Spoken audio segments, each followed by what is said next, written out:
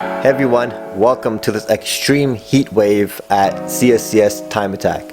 As you can see, there's a lot of cars on track because the temperatures are supposed to rise, the cars are going to get hot, and the track is going to be even hotter.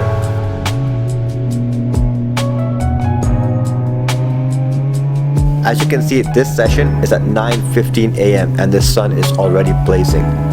And with all these cars on track, it's giving a lot of grip, which is good, but it's also giving a lot of traffic.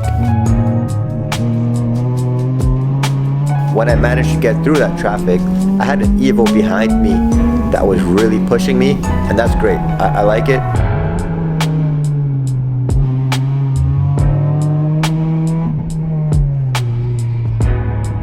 But as I came around to the final turn, I had a quick moment, and I've never had a moment like this going towards the crowd, so it was a bit different. I wasn't sure if the car was going to oversteer, but it held through, and I managed to put down my time of a 1:22.2. That time will take me to the finals, and I can pretty much relax for the rest of the day. But instead, my friend Nick from Parts Plug got me a seat in the drift taxi. Now, I've never been in the drift taxi all my years at CSCS, so this was a different experience. I did upload both of my sessions to YouTube already, so if you haven't seen it, you can check it out, but I won't go over it too much of the in-car view here. If you are at CSCS, I recommend checking out the drift taxi. The driver sends it every time, no matter the weather, and he's actually a really cool guy. While this was going on, the CSCS timing for Time Attack had an issue and they had to reset it.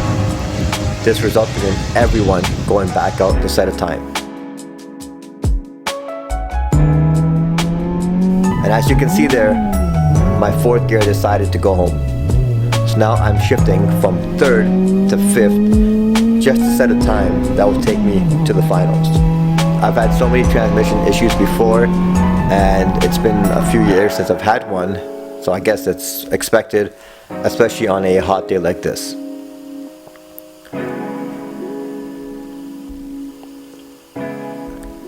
Now when we came out for the finals, everyone else is warming their tires up even though it's ridiculously hot outside, and I was just thinking of my strategy here, like what am I going to do? So I pretty much did what I would do in a video game. Apply as much pressure to the car in front of me and hope that they make a mistake. And that's what I did. I tried my best, even though I don't have fourth gear. Of course it's going to be a lot harder to keep up with the car, but I managed to put a lot of pressure on him, and I wasn't sure if this is going to work, but I mean, I could try. This would be an extra 10 points towards the championship if I somehow can set a faster lap time than him, but it didn't work out and I ended up getting 6th.